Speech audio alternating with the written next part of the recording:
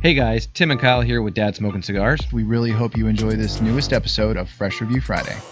So sit back, grab a cigar, and enjoy. Hola amigos y bienvenidos a una nueva edición de Fresh Review Friday. Yo soy Kyle, eso es CigarShowTim y esta semana vamos a viajar de Cuba para un cigarros y café. Estamos papas fumando cigarros. Vamos a ver.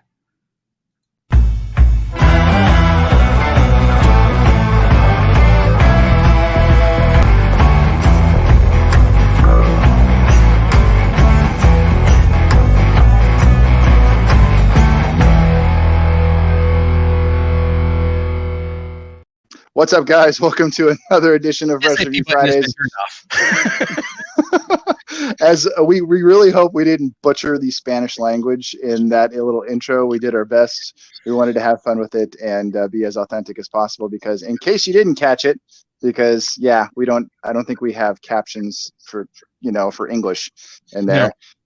Tim and I, this evening, we're doing something a little different and something we actually haven't done for a Fresh Review Friday.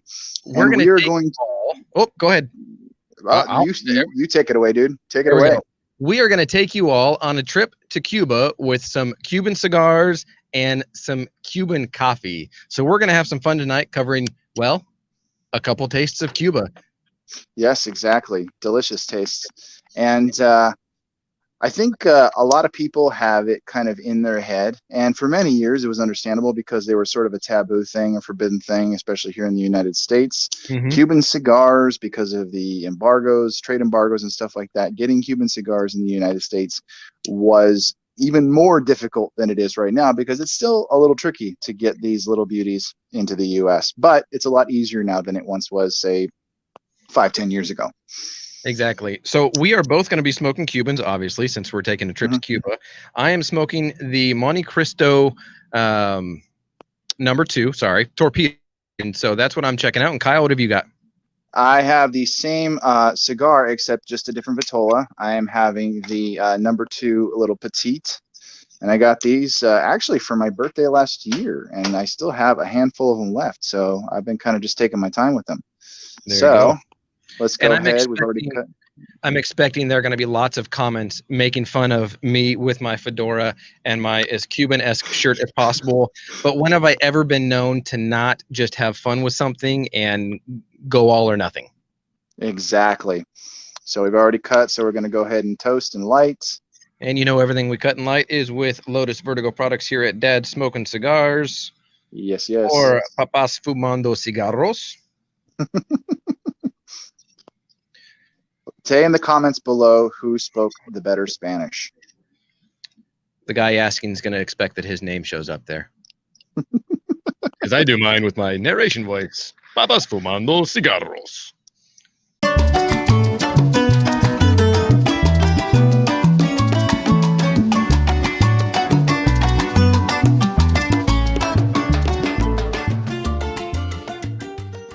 Bit of a tight draw on that one. That's happened a few times. A little tighter than I like, but it's really not too bad overall. No, the flavor right off the bat, and we're gonna try and not be too one note on this because Tim and I have had the privilege and pleasure of being able to try, I think in this past year alone, way more Cubans than I think we've ever actually enjoyed prior. And That's just because we've rubbed elbows with some really great people who had access to Cubans, decided to share with us. We've gotten to enjoy some Partagas. We've gotten to enjoy some, what other Cubans have we smoked this year, Tim? We've had Partagas. We've had a couple different kinds of Monte Cristos. We've had the number 2 like you've got. I'm having this one. I'm trying to think of what else we've had. I had a couple others, but I can't remember. I had a Juan Lopez. I know that I had that, and that was actually very good. You did have a Juan Lopez. That was very good. Cut way below the shoulder and surprisingly didn't come unraveled. No, it did not, thankfully. The gentleman who gave it to me, who actually gave you that cigar you're smoking right now, he cut it, decided to hand it to me. And I was already smoking a cigar at the time. And so I just did the cigar version of double fisting. I had a cigar, one finger, a cigar on the other, and I was just swapping back and forth. There you go. So Tim, what are you getting flavor-wise out of the Cubans, or out of your Monte number 2, I should say? Yeah, the Monty number 2 Torpedo, and this is my first time having the Torpedo Vitola. I've had the Petite Coronas like Kyle's having, thanks to Kyle because he gave me a few of them. And for this, it's mild wood and sort of a sweet tobacco kind of a flavor. That's really all that comes through whenever I've had a Monty number 2. It's pleasant. It's great with a cup of coffee. Speaking of which, Kyle and I both have a cup of Cuban coffee that we made in our Cuban coffee maker. For those of you that are curious what a Cuban coffee maker looks like, this Little is percolator. a little percolator here, and it works great. You put your grounds up in the top in a little cup, and then actually the water all below, the pressure boils it up and through.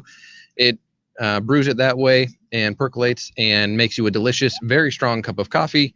And so that is what we are both having, and we are both actually having a very affordable Cuban coffee, Café Bustelo, which is very good, and you can get a brick of that for, I think it's like $2.80, $2.88 or something yeah, like it's that like at $3 Walmart. a brick. It's great. And so I found it about a month ago, and Kyle goes, I ran out. Where'd you get yours? And so I told him, and he went to Wally World and picked some up for himself as well. So we're going all Cuban tonight, other than speaking English the remainder of this time with you all, Which because you prefer that, actually. I would fake my way through it with very simple sentences. I took 3 years of Spanish in high school, and I understand a whole lot more than I can speak. So 4 years of Spanish. I can speak a whole lot more than I can understand. Yeah, see, and I can understand a whole lot more than I can speak. So if we travel together, we're good. Yeah, be a nice balance. Yep. So, but yeah, getting similar flavors this is not the first time, because as I said before, I was fortunate enough to get this box of 25 Monte Cristo number 2 Petite Cigars from my dad for my birthday last year, and I think I'm down to like 5 now, not including this one and the one I have actually sitting over here if I finish this one in decent time. There you go. But I would say every few, it's been like a really, really good one, and then I've had issues with them in between. Really tight draw, maybe it burned a little too fast, or it kind of got cracked a little bit and stuff like that. And kind of touching on that, Sam, because we were talking, I was kind of was talking about how they were kind of like a taboo thing because of the embargoes, and a lot of that's been lifted, and now there's a little bit easier access to them. And probably in the years to come, I mean, they're going to be flooding back in. It'll change even more, and they'll be using Cuban seed and a lot of other different cigars as well, blending them with the other tobaccos we all know and love. But a lot of people kind of have it in their mind, the impression is that the Cuban is the holy grail of cigars. Now, speaking from your own personal experience, Tim, what would you say to that sentiment? I would say it's considered the holy grail because of the taboo mindset that is associated with it here in the United States. When you look at Monte Cristos or Cohibas or Romeo y Julietas or Partagas or any of the other ones, all those companies, and we can get into the history of Cuban, cigars and all that kind of stuff if we ever wanted to, but for the sake of time and what we're doing here tonight, I think really it's all those companies and manufacturers that are creating true Cuban cigars. 95% of them have an American branding and version of it. And so to really answer the question, though, why do I think it has the allure that it does? I think it's because it's taboo. It was known as being the rich soil, plentiful harvest, great place to grow because of its location and climate control, climate throughout the year and all of that.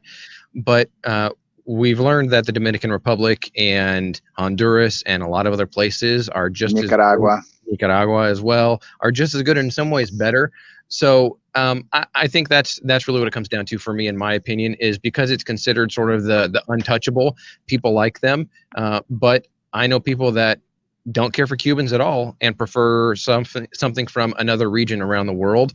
I enjoy them, but I think the allure is again because of the sort of taboo. You can't have them, so now everybody wants them, kind of a thing. But yeah, I enjoy them, but I think they are very single channel, single note, but good. They aren't bad.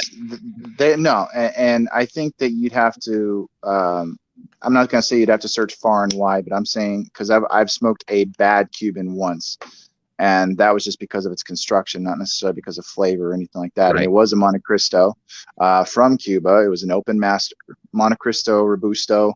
And that thing, my goodness, I worked on that for 15 minutes, didn't even get a 16th of the way through it.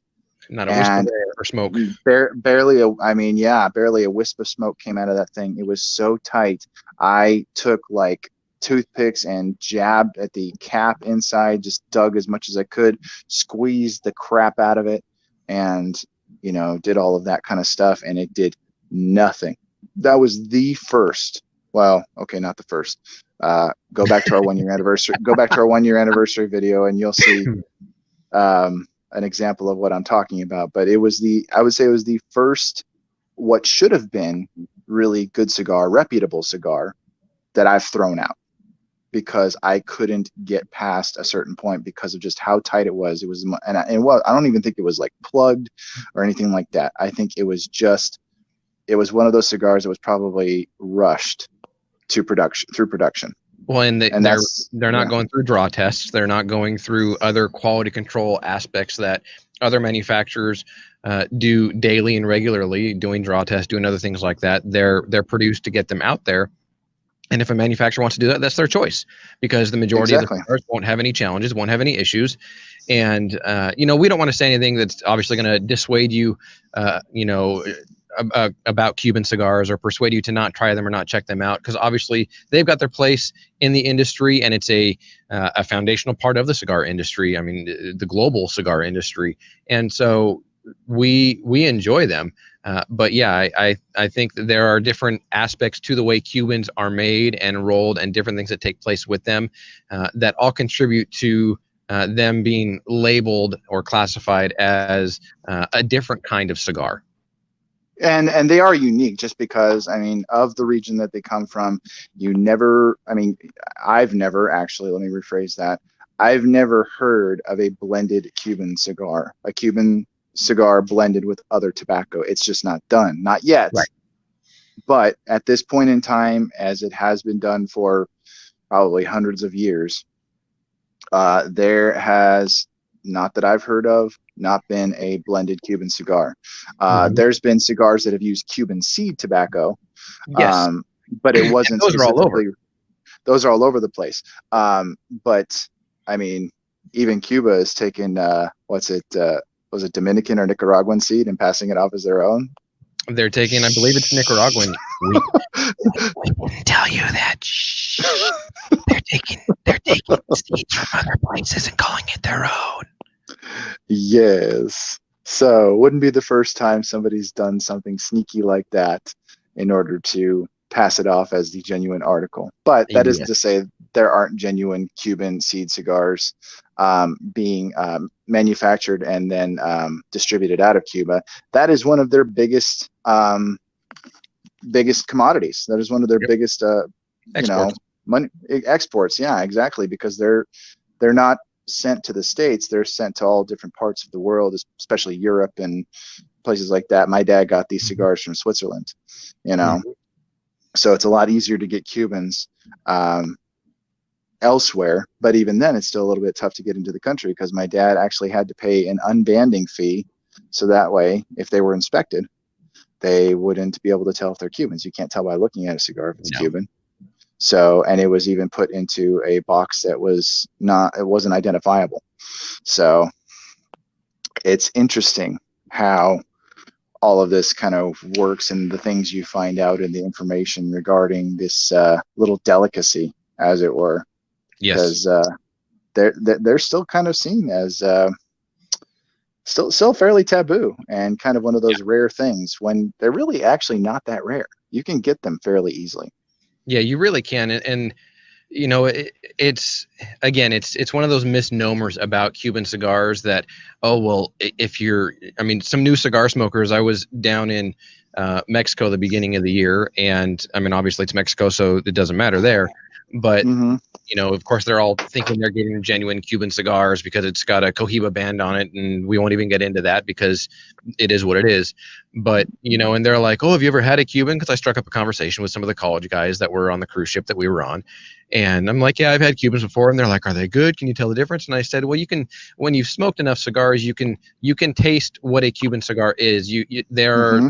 distinct identifiers in the flavor makeup of a Cuban cigar." And they're like, "Oh, but are we going to get in trouble? Are we going to cut? Are you is this is that?" And there's this misnomer that even possessing a Cuban cigar, you're going to be in trouble, and that's not the case at all. It's No. absolutely not the case. And we're not here to demystify or debunk any myths or anything about No. cigars, but that is one of the strongest ones that I've heard from, especially newer cigar smokers or people that just it's a fun college guy, frat house poker night kind of a thing. Oh, let's find Cubans, and it's one of those things that I'm sure is pervasive within the newer cigar smokers that are hitting 21 and able to buy them now. Is should I risk it? Am I going to get in trouble? If you can find a Cuban cigar, buy a Cuban cigar. There's nothing wrong with it.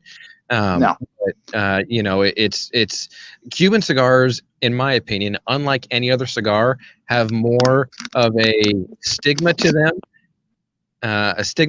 and or more of a sense of a reputation that precedes it more than any other region, unless you're really an aficionado or a real true cigar enthusiast. I don't mean that you're a fake one if you don't know the difference, but people that are cigar enthusiasts and know much more about cigars know the difference and can talk about the difference and can elaborate flavor notes and different things like that. You ask anybody that's been smoking cigars for any amount of time, "Oh, have you had Cubans before?" And someone will go, "Yeah, I absolutely love them. That's all I want to smoke." And someone will go, "No, I want something with more flavor that actually transitions."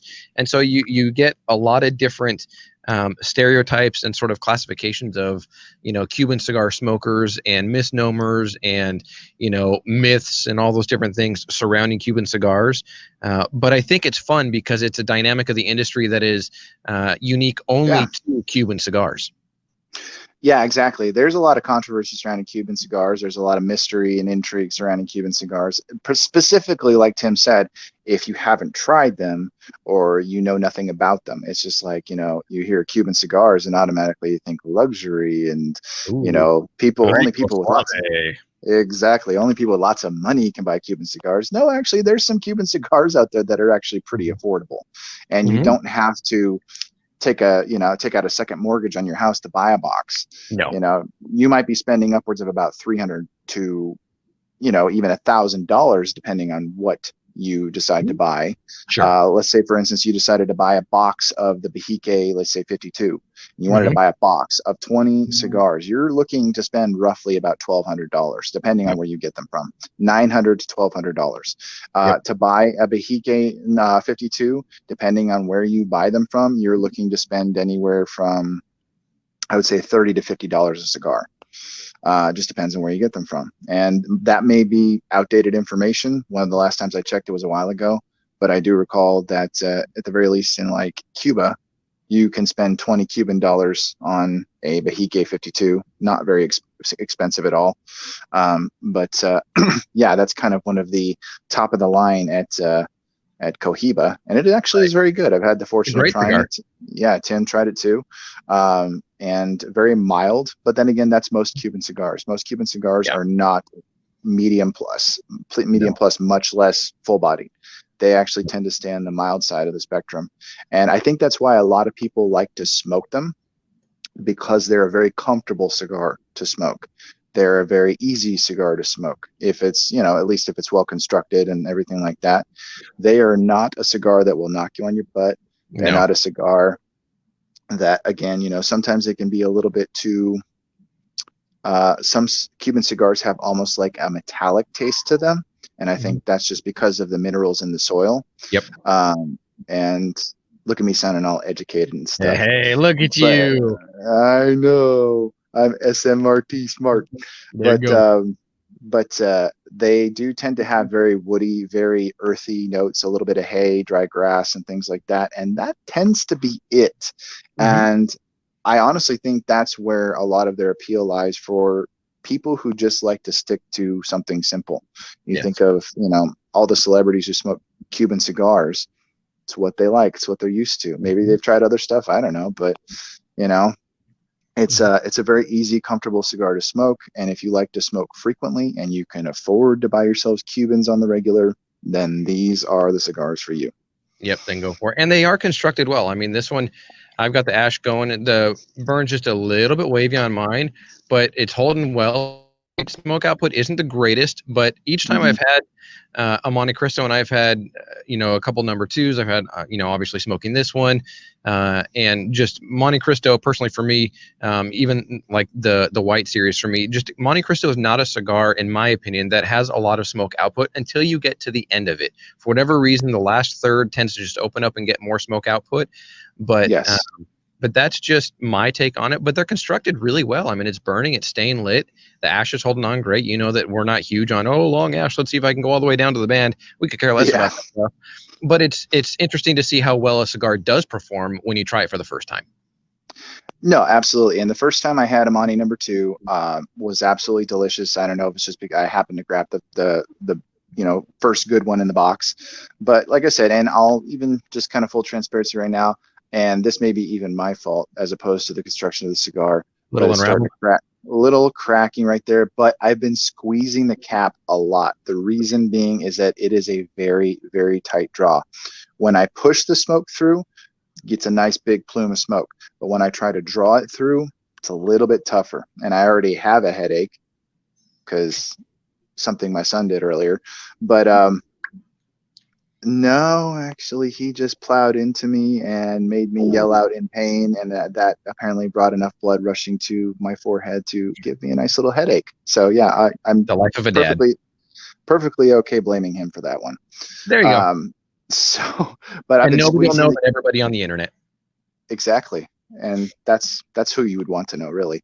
All the internet. but I've been squeezing it, and I'm comfortable doing that with this cigar because I think some people might cringe or be like, oh no, you're like destroying the Cuban cigar. It's just like I've smoked enough of them to know exactly what they taste like. I've had this one many, many, many times. And even leveling with you even more, these are kind of my yard work cigars, just because one, I have a number of them. I've given a few of them away to Tim. I've given them to our friend Eva Aris. I've given them to Roger Velasco, just because they are good. They are good. These aren't like these aren't my crap cigars. Like, no. I would pass these. I would feel more comfortable and less guilty passing these out than say if I had a whole bunch of Gurkhas in my humidor, which I don't, just so you know. But I smoke these out in the yard because one, they're petites, so they're not going to take very long to smoke. And that's kind of nice to just have something short and sweet to smoke while you're doing the yard work. If you just want to smoke something, it's a good one to smoke. This Vitola in particular, not just the Cubans. But this, because of the simple flavors, and I think that is the best way to describe a Cuban in terms of flavor profile. It is simple. It is not complex. It is not, though at times it can be a little bit on the bland side depending on what one out of the batch you get. But it is a simple flavor. And if you like simple, then Cubans are perfect for you. And there's nothing wrong with that. No, not at all. If that's what your palate prefers, then I say go for it. Buy as many Cubans as you can get your hands on. They are good cigars. Some are better than others. And again, because that Cuba is no longer under a dictatorship and a lot of the embargoes have been lifted, cigar production ramped up really big. Once that regime fell and they were able to distribute the cigars on a bit of a wider scale, production ramped up fast. Now, if any of you guys know anything about cigars, which we know many of you know quite a bit, is that you cannot rush cigar production. You cannot push it. You cannot try to make it go faster. Cigars need time to rest and age, and that is even before they've been rolled. You need to make sure the tobacco is aging properly. You need to make sure that the process is, you're giving it the time that it needs. And once the cigar is rolled, it needs at least a couple of years to sit before it's sent out for consumption. But a lot of these cigars are barely even sitting for that long, and they're being boxed up and sent out so that way people can buy them, and they are a huge commodity. And I especially in understand. Europe. Europe is Yeah. the largest importer of Cuban cigars, at least to my Mm-hmm. knowledge. Last I knew, No. I believe Europe is the largest importer of Cuban cigars, and they are just cranking them out left and right, nonstop. And so you're going to have quality issues. You're going to have construction issues from time to time. I mean, one of the times that I had one of the Petite Coronas, the Monty number twos, I was up in Carpinteria vacationing for the weekend and had one with my morning cup of coffee. And unfortunately, it split on me. I still smoked it all the way down to the nub. No problem with that at Mm-hmm. all. But No. it's just one of those things where from time to time they have construction issues, and it doesn't mean all of them will be that way. But the wrappers that are on them are a little more delicate. If it's too warm out, if it's too cold out, like a Connecticut shade wrapper, they're Yes. gonna be more prone to having cracking issues or having burn issues or different things of that nature, just because of the durability, if you will, of the wrapper leaf on it. Yes, exactly. These are not, Ecuadorian Habano wrappers. They're not, Maduro wrappers. They're not wrappers that have a little bit more, I would say, strength to them in terms of construction and the ability to stay in place and things like that. These are similar to Connecticut wrappers in that they are delicate and temperature and elements affect them. Yep. But I will say this: there is a unique richness to Cuban cigars, and Yes. I think that I say that because of how it's pairing with the coffee. Because Tim and I have had Pilon coffee, and then we've had this. This is Bustelo, Cafe Bustelo, which is actually a very popular brand, Cafe Bustelo. I know a lot of people who drink it, and interestingly enough, and this may break some hearts out there, it is not actually Cuban coffee. It is made in Spain, but it was inspired by Cuban coffee, and the company that manufactures this coffee in particular fell in love with Cuban coffee so much that it decided to make very similar coffee. Yes, and it's a style of coffee as well. So it is a style of coffee. You can make cappuccinos and all sorts of different things because it's such a fine espresso grind with the beans, like you can get with Brazilian coffee and like you can get with many other coffees around the world. Yes, absolutely. And there's a review that we did on coffee. If you want to learn more about coffee than anybody ever needs to know, go ahead and click in the upper right-hand corner to watch that video of cigars and coffee, and you'll learn more, or your brain will hurt by the end, and you'll realize how much of a nerd I am with coffee. But it's about the consistency, the flavor, the experience, the levels of acidity, the overall general makeup of the style of coffee is Cuban coffee. I mean, with this kind of coffee maker, there's 3 different kinds that are on the packaging for this that tell you different kinds of coffee you can make if you want to make a true Cuban style, if you want to make a more frothy one, if you want to do this, you want to do that. There are different types of coffee you can make with it. So really it'd be like saying Cuban coffee. Yes, they're Cuban coffee beans and different things of that nature, but it would be like saying it's a particular style. It's like saying, oh, I prefer French press coffee over percolated coffee, or I prefer this. Yes, there is the region that's credited with that style, absolutely, but it is just a style of coffee. Absolutely. And the strength and the profile of this coffee in particular, obviously, and I think it has everything to do with granted, this coffee was not made in Cuba, but it is very similar to Pilon coffee, which is made in Cuba. Yes. And which is more bitter than this coffee. It is more bitter, but I still enjoy it. I love a good bitter coffee. Right. If you can maybe, and I actually got a good froth on this one. Luis, if you're watching, I tried to do exactly what you told me to do, and this time it actually worked. I didn't use a spoon, though. I don't know what the little tool is called, but it has kind of like the circular wiring, almost like, a martini thing. Yeah, like it's a twisted spoon, essentially. Yeah, essentially. And I just stirred it up in there, and it made a nice froth, sugar, half and half, just a tiny bit of the coffee, frothed it up, and it stayed on top of the coffee this time, because usually I would pour it in there and it would just like sink into the cup. But this time it actually worked, and it's all gone now, but you'll just have to believe me. Well, there you go. Yes, and we do want to thank Luis Cuevas Jr. for generously sending us these coffee makers. We each were generously provided one, so thank you. Absolutely. we did not mention at the beginning because we started in Spanish, but our show is sponsored by Casa Cuevas Cigars. I'm here in the Casa Cuevas studio, the HQ. Obviously, Kyle is on the original or at the original location of Dad Smoking Cigars on his patio. The birthplace of Dad Smoking Cigars. Yes. So thank you so much to Casa Cuevas Cigars, our sponsor. If you have not tried Casa Cuevas, please go and do that because you will thank us. Yes, you will. So we're going to take a little break. We're going to enjoy our Cuban cigars and our coffee, and we will be back with all of you in just a second. Be right back. Welcome back, everybody. We are enjoying our Cuban cigars still. Sadly, both of us have finished our Cuban coffee because it's that good.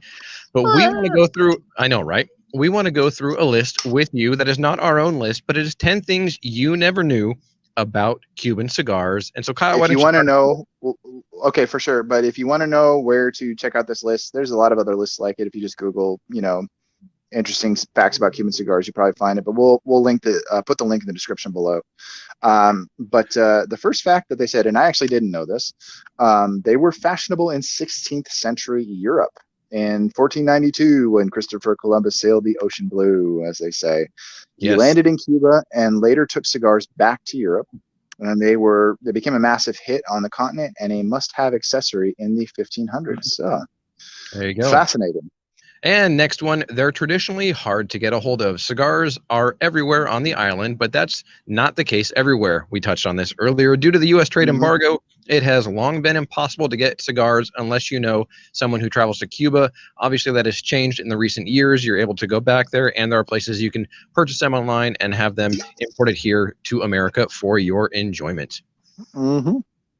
And you'll have to pay dearly for them. I think that particular tag's semi-dramatic because yes, they can be pretty expensive, but as I stated before, you can find Cuban cigars at fairly affordable prices.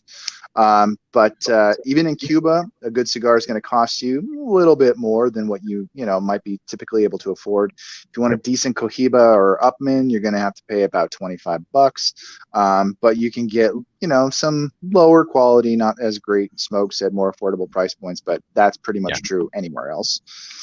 Yep.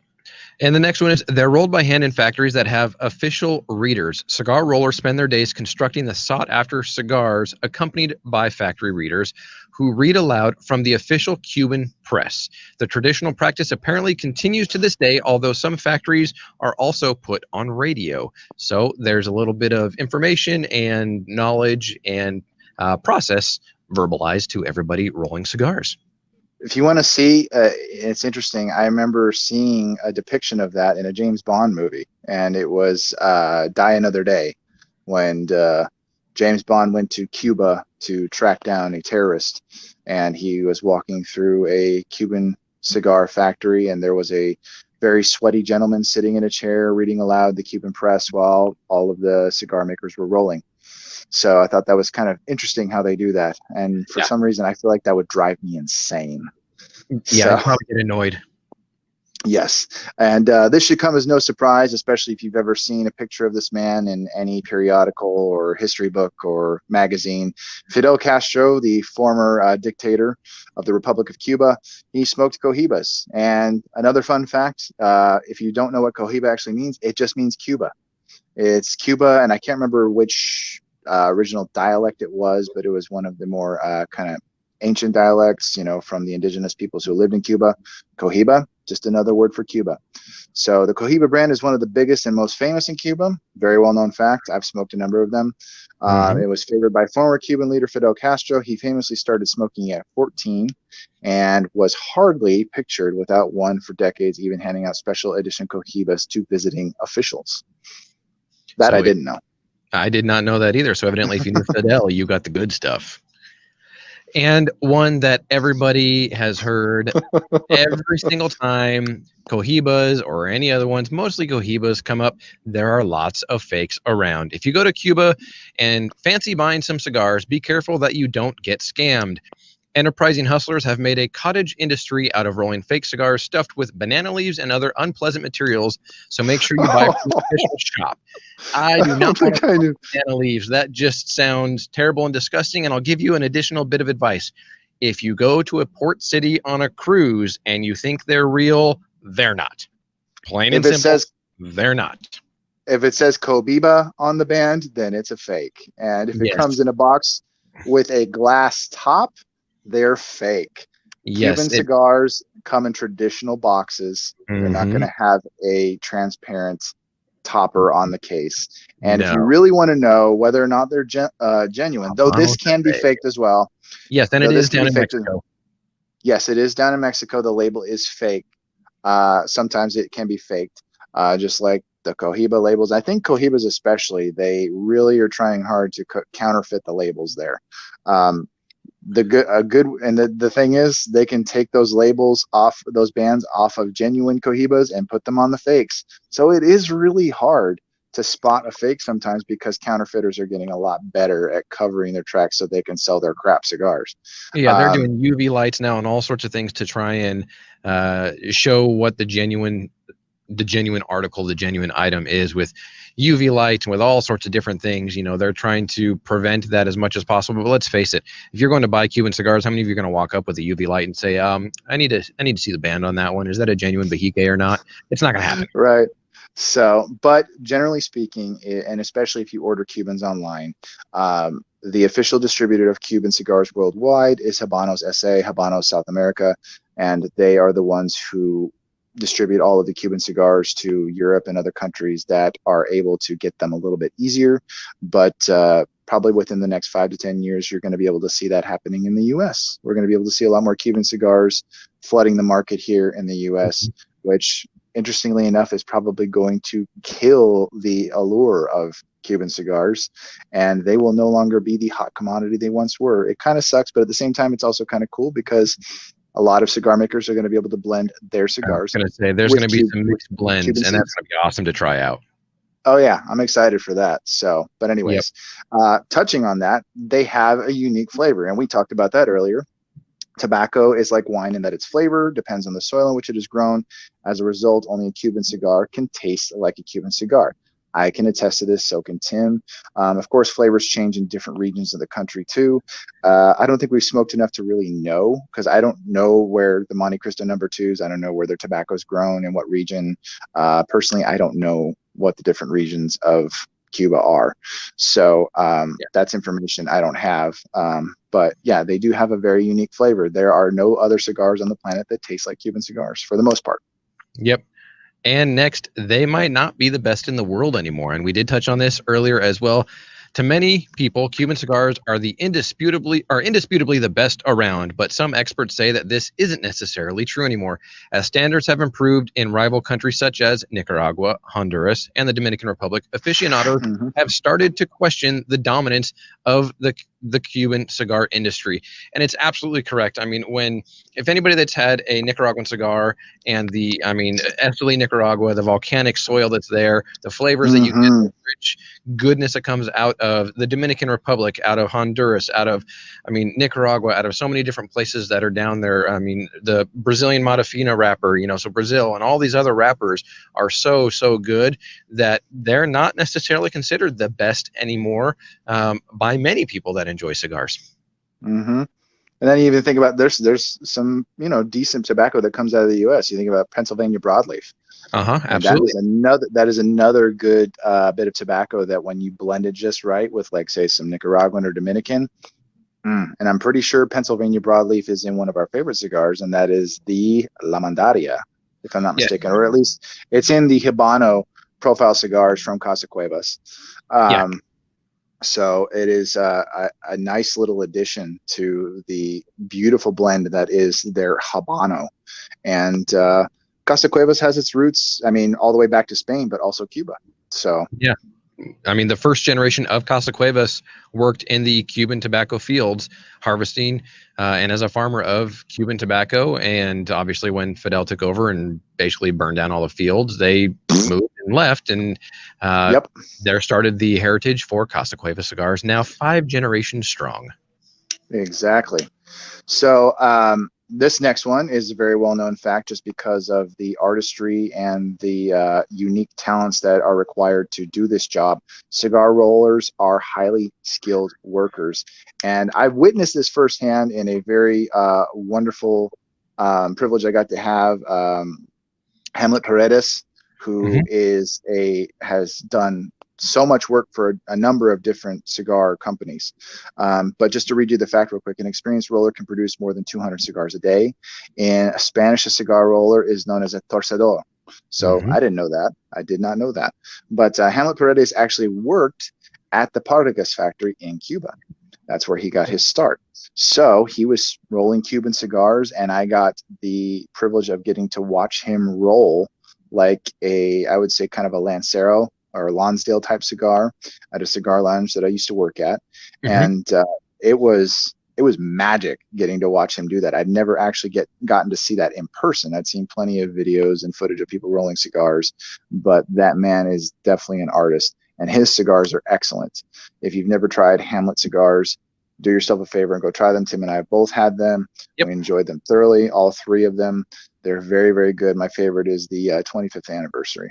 Yes, the 25th year. Yeah, 25th year is delicious. And then the other two, the Tabaquero. The Tabaquero. Is a good one.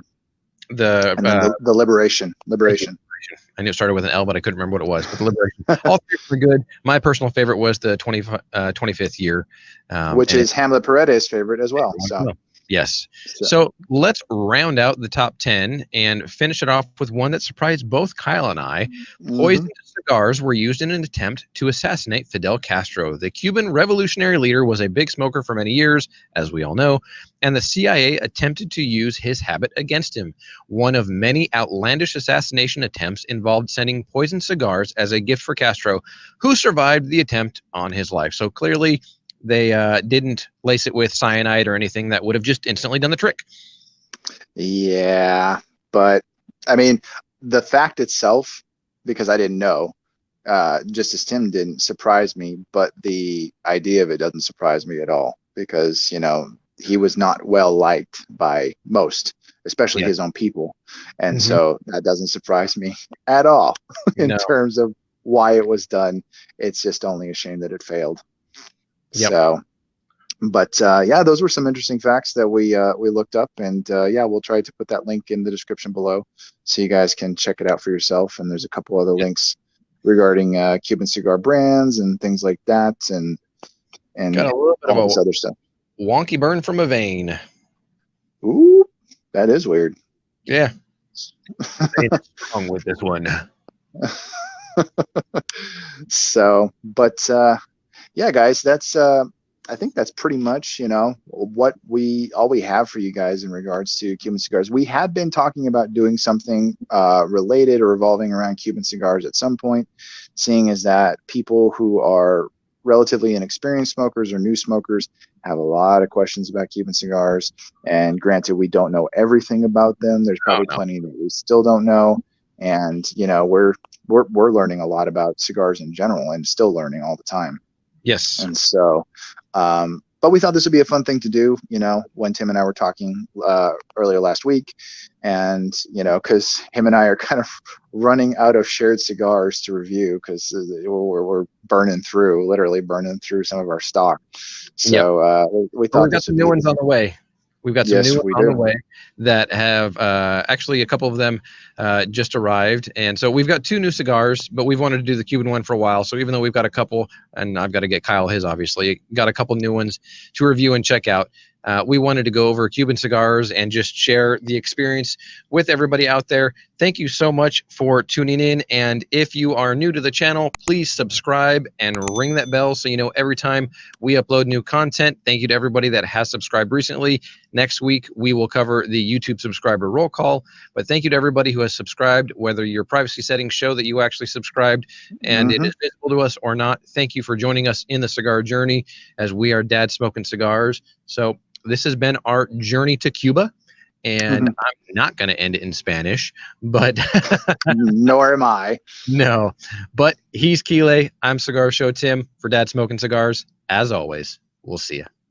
And now your latest installment of Son of a Dad messed up again. Dude, you look like Trump. It'll be huge. It'll be the greatest cigar review of all reviews. It'll be the greatest. They're good guys. I know they are. Those dads with cigars, they're good. It'll be great. I know. I'm the guy dressed up for Cuba. That's the most gringo. There you go. Hola amigos, bienvenidos a una nueva edición de Fresh Review Friday. Yo soy Kyle. Eso es Cigar Show Tim. Bienvenidos. Damn it, I just said that. I really should have written this down. Hey guys, thank you again for tuning into Dad Smoking Cigars. We really hope you enjoyed this episode. Don't forget to check out dadsmokingcigars.com. Follow us on Instagram at dads_smoking_cigars and follow at Pacific Cigar Show. We'll see ya.